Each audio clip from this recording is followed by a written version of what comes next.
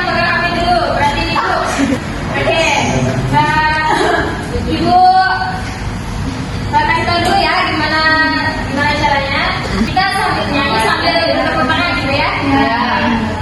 Ibu contohin, misalkan nih, punya buka tutup, bertepuk tangan.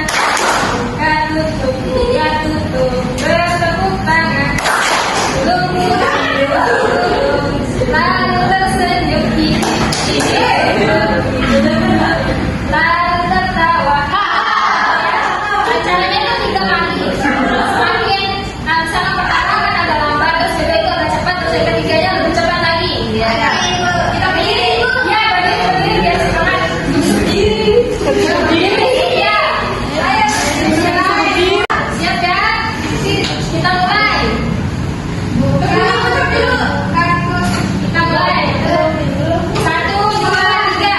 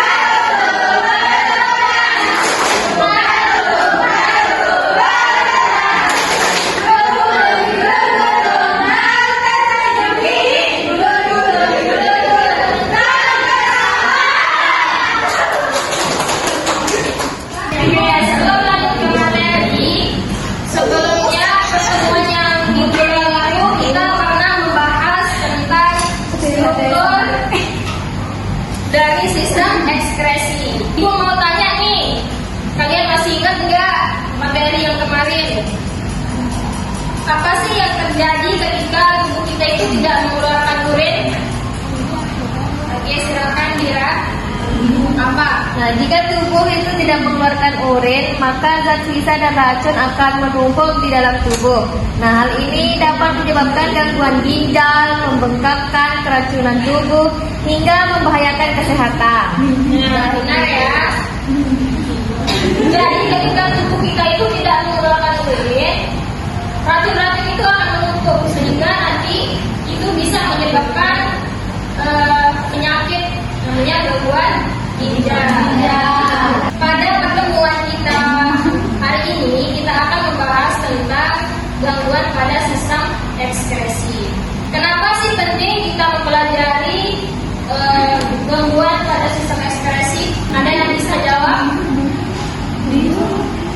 Nah, karena organ ini bertanggung jawab untuk menyaring dan membuang limbah serta racun dari tubuh. Oke, benar ya. Sebelum Ibu memberikan materi, jadi tujuan pembelajaran dari gangguan sistem ekspresi ini setelah nanti kalian mendengarkan materi dari Ibu setelah kita berdiskusi, kalian itu diharapkan mampu untuk mengidentifikasi organ sistem ekspresi manusia dengan benar, menjelaskan fungsi organ ekskresi, menganalisis gangguan pada sistem ekspresi, menjelaskan upaya pencegahan gangguan sistem ekspresi, dan menyampaikan ringkasan materi secara lisan kepada pasangan diskusi kalian. Penting juga untuk diketahui ya, model pembelajaran yang Ibu pakai pada pertemuan ini adalah model kooperatif script. Di mana model kooperatif script ini nanti caranya itu kalian akan menentukan kelompoknya itu secara berpasangan, sehingga nanti pasangan kalian itu ada satu orang yang akan menyampaikan kesimpulan dari materi, kemudian yang satunya lagi akan mendengarkan dan memberi tanggapan. Nah, setelah itu kalian nanti akan bertukar peran.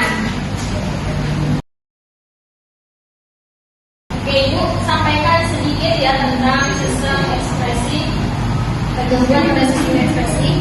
Perlu kita ketahui, sistem ekspresi adalah proses pengeluaran zat sisa metabolisme yang tidak dibutuhkan tubuh agar tidak bersifat racun. Jadi sisa-sisa metabolisme dari tubuh kita itu harus dikeluarkan, tidak boleh dibiarkan menumpuk agar tidak menjadi racun. Nah, di sini ada organ-organ ekskresi. Yang pertama itu ada ginjal, kemudian ada hati, kemudian ada kulit dan paru-paru. Apa sih yang dikeluarkan oleh ginjal? Urin. Urin. Kalau hati? Darah. Oksigen. Bukan. Apa? Cairan empedu. Kalau kulit? Keringat. Kalau paru-paru? Oksigen. Karbon dioksida. Nah, di sini ada gangguan sistem ekspresi. Nah, gangguan sistem ekspresi adalah kondisi ketika organ ekspresi tidak berfungsi secara normal dalam mengeluarkan zat sisa metabolisme. Nah, apa aja sih gangguan yang ada pada ginjal, hati, kulit dan paru-paru itu? Nah, di sini bisa dilihat gangguan pada ginjal itu yang pertama ada nefritis, yaitu peradangan pada nefron ginjal akibat infeksi bakteri. Kemudian gangguan yang kedua itu ada namanya batu ginjal, yaitu endapan keras dari garam dan mineral dalam ginjal. Kemudian yang ketiga ada gagal ginjal. Nah, ginjal itu kehilangan kemampuan untuk menyaring limbah secara optimal. Kemudian gangguan pada ginjal juga ada albuminuria, yaitu ditemukannya albumin atau protein dalam urin yang menandai kerusakan ginjal. Kemudian ada hematuria, yaitu adanya darah dalam urin. Penyebab dari gangguan ginjal itu yang pertama ada kurangnya minum air putih, pola makan yang tidak sehat, infeksi bakteri, dan konsumsi obat berlebihan. Kemudian ada gangguan sistem ekspresi pada hati, yaitu ada hepatitis, yaitu peradangan hati akibat virus. Kemudian ada sirosis hati, yaitu kerusakan jaringan hati yang kronis, biasanya akibat alkohol. Kemudian ada hemochromatosis, yaitu penumpukan zat besi di hati. Kemudian ada ikterus, yaitu penguningan kulit dan mata akibat akumulasi bilirubin. Nah, penyebab gangguan pada sistem ekspresi hati ini antara lain ada infeksi virus, kemudian konsumsi alkohol, obat-obatan, dan pola hidup yang tidak sehat. Nah, kalau gangguan sistem ekspresi pada kulit, yaitu ada hiperhidrosis, yaitu produksi keringat berlebihan. Kemudian ada anhidrosis, ketidakmampuan tubuh untuk berkeringat. Kemudian ada infeksi kelenjar keringat, yaitu dapat menyebabkan bisul atau abses. Nah, penyebab gangguan ini adalah kebersihan kulit yang kurang dan alkohol. Ada yang minum alkohol di sini? Nadia. Boleh ya? Ya. Boleh tuh, tak boleh deh.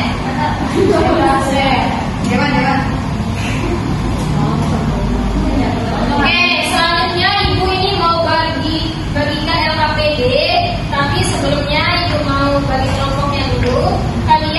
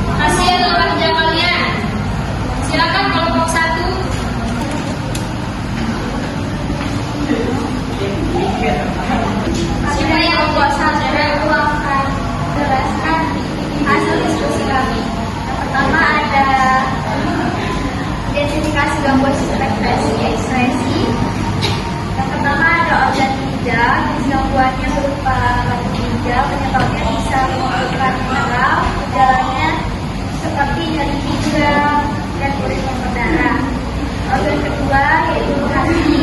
Jenis gangguannya penyakit benih, penyebabnya kerusakan hati atau infeksi virus, dan gejalanya kulit dan mata memutih lemas. Oke, sudah ada tanggapan dari temannya? Ada yang mau ditambahkan? Ada. Apa? Sekarang kalian bertukar peran ya. Sekarang yang pendengar tadi yang jadi pembicara, yang berbicara jadi pendengar. Nanti kasih tanggapan. Iya. Organ yang terlibat yang pertama di sini ada ginjal.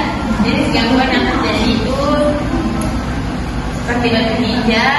Kemudian penyebabnya karena cerita air kencing. Jadi yang suka kencingnya ya sedih. Jadi gejala yang sering terjadi itu bisa jadi pinggang, terus urin berdarah. Udah Bu. Udah? Oke, kita kasih aplaus untuk kelompok 1. Silakan ada yang mau bertanya?